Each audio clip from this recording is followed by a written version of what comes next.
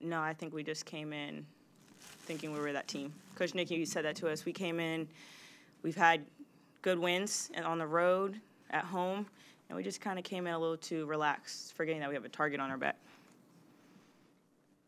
Jamie, how do you guys kind of guard against that sort of feeling? To be honest, I don't know because, as you all know, I'm an aggressive defender, and I feel like I got taken out of it pretty early. So I didn't know what to do because, that's me. And, y'all know I really foul. And I blame myself for this because I really foul. And I think that I should have been smarter with what I was doing.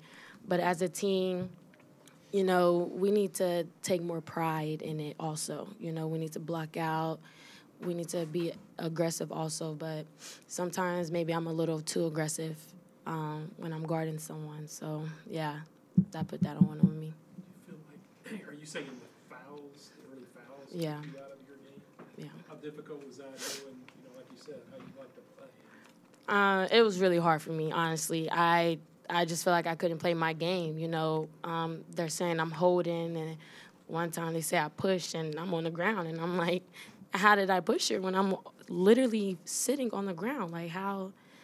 So it was just hard because I felt like they could be physical, but we couldn't. Jane, how frustrating was it where, every time it seemed like y'all were getting back into the game, Oklahoma State would just get pulled away immediately? It's a game of runs. It's a game. That's just how the game goes sometimes. Sometimes it'll be our time to do that, and we just didn't really get that. So it's frustrating, yeah, because, we're like, okay, we're right there. And it's kind of hard because I see it's kind of defeating. And me, Jamie, Say, we're all looking at each other like, hey, we got this. We good. And then you see that, and you're like, oh, head drop. So it's just it's more about a toughness thing, how if we want to respond to it or if we're going to just keep going down deeper and deeper. Yeah, to that point, you mentioned that y'all were kind of looking at each other like, hey, we're good. I mean, when you did make your run in the fourth quarter, are you feeling like, hey, we're going to win this one? Mm-hmm. The whole time I felt like we were going to win it. You know what I'm saying? I have so much faith in this team and coaching staff. I never thought we weren't going to win. So the whole time, I never really thought hey, y'all, we're in it. We can win this. From the tip-off to the end, I thought we could win it. Jamie, you were big on the comeback. You had a couple threes there. How frustrating was that to miss the free throws when you had a chance to give you guys the lead? Very frustrating. I have a tendency of falling on my hand, and, of course, I fall on my right hand. And I think that, I just need to learn how to land better, and I think that affected my free throws. I just got to be tougher, really. I should have not let that affect me so much, but it did. His hand swollen? She good. She'll be there for the next game against West Virginia. Jaden, how do you put this one behind you? Kind of the same way that Nikki was saying you needed to put the wins behind you. How do you put this behind you? It's a long season, first of all, and it's just, I guess, I hate to say it, but use this as motivation, which I feel like we don't need a loss for motivation, but it's in the past. We can't control it. The only thing we can control is how we react to it. I think that a lot of people, I've heard them say, that we live and die by the three, which I'm just telling you, if you watch basketball, it's not true, We shoot normally 30% of our shots are threes, so that's not even close to living and dying by the three. And I'm sure, we died by the three tonight. There's some truth in that. But it's not how we play. It's not what we ask them to do. We ask them to take the shot that the defense gives them, and we ask that from players that are capable of making them, And I think sometimes those shots are presented. I didn't like our threes in the first half. We were 1 for 13 from three, and 10 of those threes were without a paint touch. We make threes when we get paint touches. When we touch the paint and we kick the ball out, and then we make the extra or we kick it out, but 10 of those threes were without paint touches. Some of that you're moving it against the zone. But we settled, We played a little too cool for school, and that's my fault. I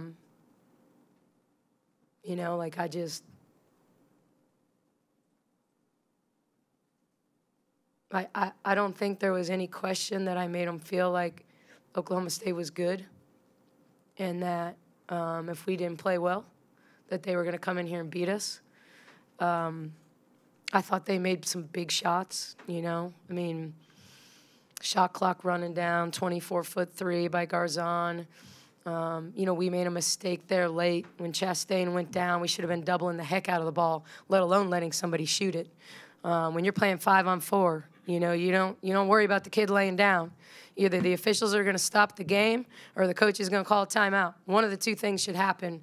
And so, you know, we've got to take advantage of that. We're trying to win a basketball game. I hope she's okay, you know, but in that situation, it's on them to call the timeout or the officials to call the timeout. So I thought, you know, we played too cool.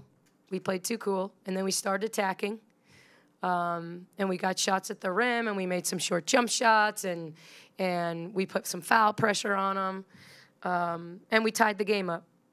And then we went under 2 ball screens, you know? Like, we went under 2 ball screens. And, you know, we were late on a switch and let them shoot behind the screen. Like, we gave them maybe two open threes, like 2 like wide open where we got beat baseline and Garzon's in the corner and we rotate. We didn't have good rotation in the first half, and she's standing in the corner. She had one in transition. We didn't get out to her. But, I mean, they were hitting shots behind screens. They were coming off the ball screen and settling in behind when we went under. And we needed to activate them downhill. We needed to make them make plays at the rim rather than step into threes. So I thought that was a big mistake by us, you know. And then we came all the way back again, and we were down 1. And I thought Jamie was a big part of that because she was playing downhill and playing aggressive.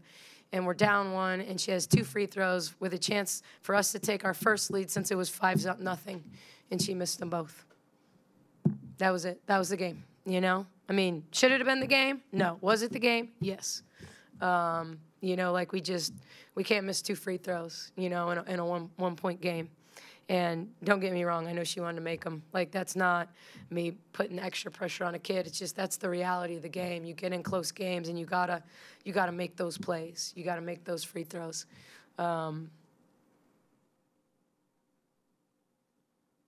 Yeah, I mean, they made big shots. They made big shots against us, and we didn't attack enough. You know, we just weren't tough enough getting downhill.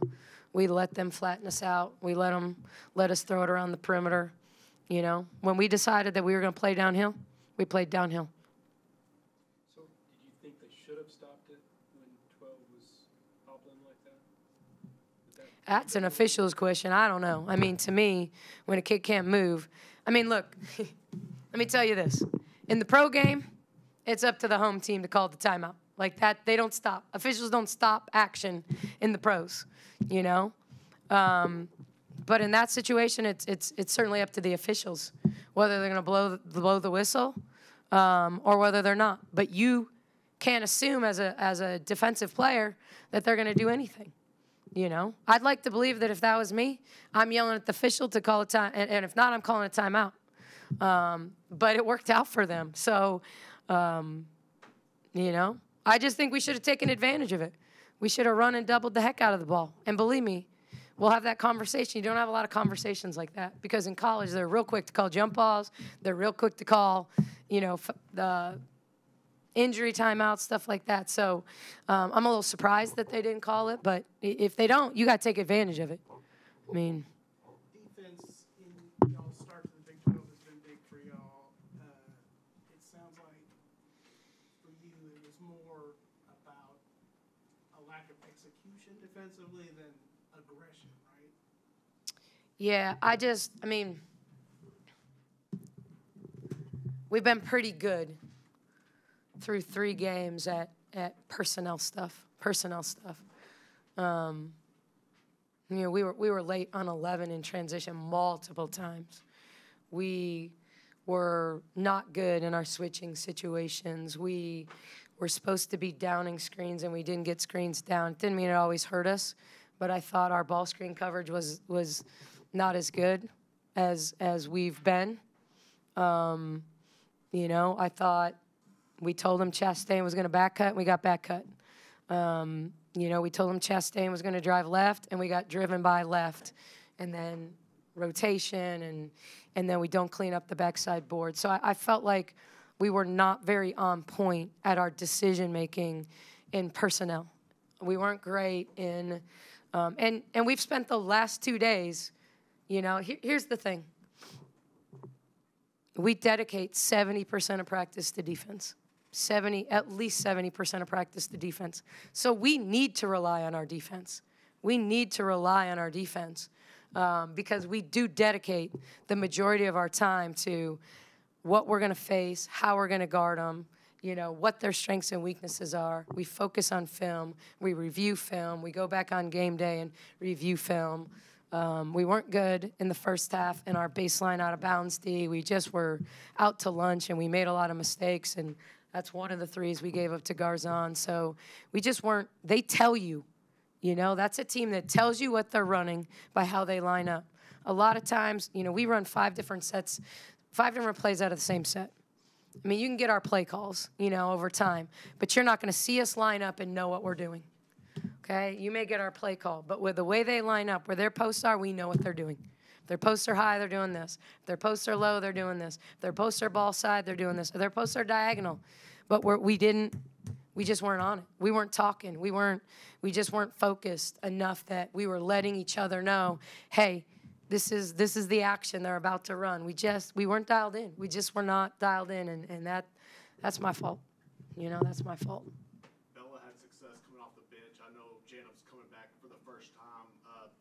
Obviously, Kendra wasn't out there. What's going on with Kendra, and how would you like to see more production coming off the bench? Yeah. Kendra's out for personal reasons. That's all I can really say. Jana was out for 8 full days, with an illness, and just doesn't have her legs back. I mean, the bench has to be better. But, we got 10 points off the bench. We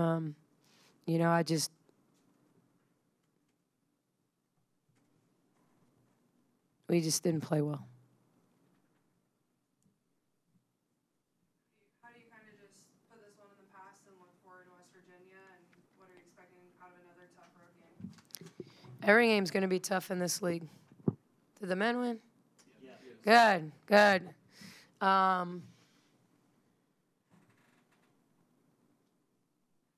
Different team,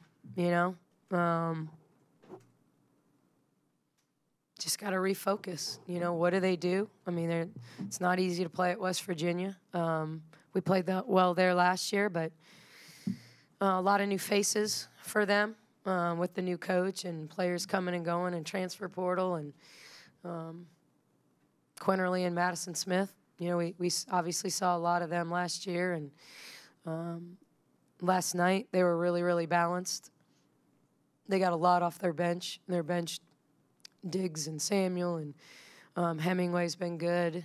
So they're tough. They've put at times 2 and 3 really good quarters against really good teams. I know they got TCU last night, but Dawn does a great job coaching defense. We're going to have to work to score. We're really going to have to make them work.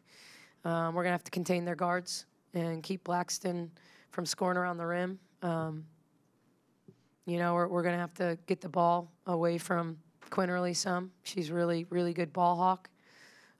It's the advantage of playing multiple point guards, as you can get her off the ball instead of on the ball some. But, the thing that we're going to have to get better at is, Sarah had 2 really great games, high production games. And today they were really physical with her. And, kind of held her and grabbed her and came real tight off screens. And she's got to get used to that. I mean, it's, and I thought she was better in the second half. I thought she was a lot better in the second half. Just like, hey, sometimes when someone's that aggressive on you, you just got to put your head down and pick up a hand check. But if you're passive and you play with it, then you're not gonna get anywhere. But if the people are gonna play you that tight, that means put the ball down on the floor and leave them in your dust. And so, You know, I'm pretty sure Quinn Early's going to guard her, and that kid is quick and has great hands, and so she's going to get, you know, another dose of physical guard play, you know, on every catch. So, you know, we have to be better than we were tonight. Hopefully tonight is that check. Like, you know, we're not in a bad position right now, but you got to protect home court, and we didn't tonight. So it's good that we went and stole 2 on the road, but we've got to be better on Sunday. Coach, how do you feel like your game plan changes when you play teams like Oklahoma State, who have just a balanced offense, a lot of girls in double figures, average-wise scoring, versus teams like we played in the past? Yeah, I mean, honestly, they're actually a lot like us when you look at their scoring. You know, I mean, mainly I was most worried about the three-point line. I felt like we needed to make them go 2 by 2 by 2. You know, and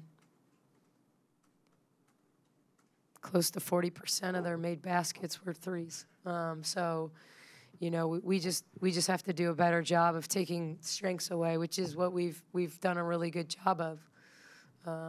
You know, and I think we got ourselves in trouble when we went under screens tonight against their shooters. But you got to be dialed in, you know, because it's when you play teams that there's no one you can help off of.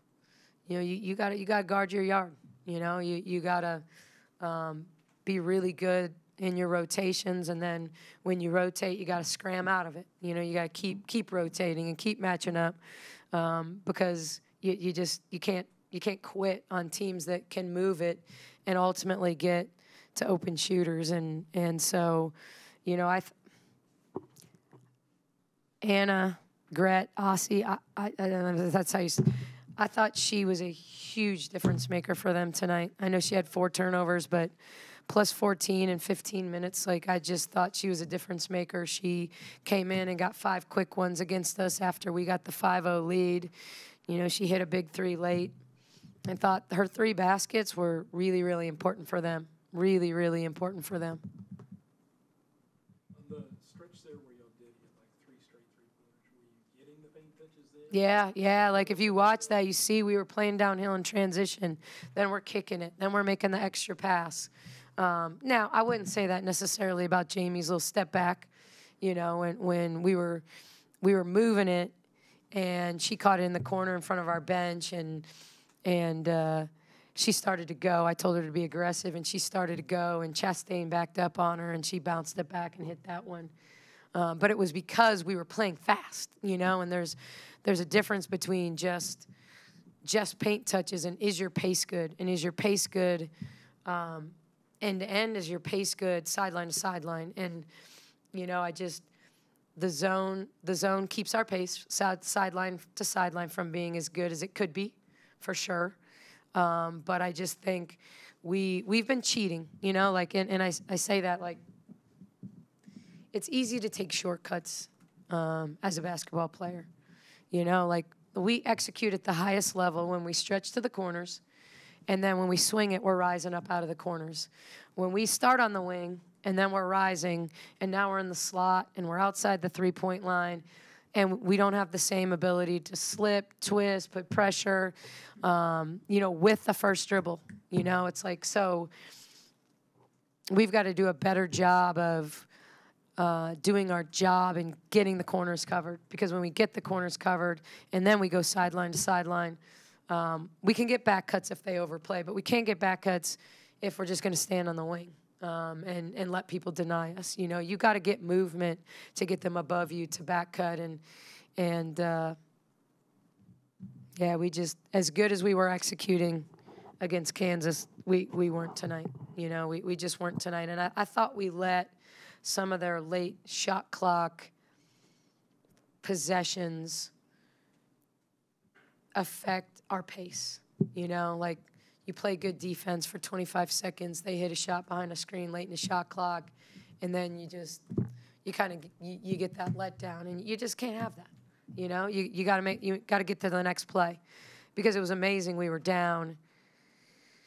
What were we down? 8, and it was like a 7-0 run because we got hand check, hand check, hand check, and right like that, we were back in the game. And that's how quickly, when you play aggressively and you play downhill, that you can get back into games. And so, like, we just have to understand that, but we got to understand it from the beginning.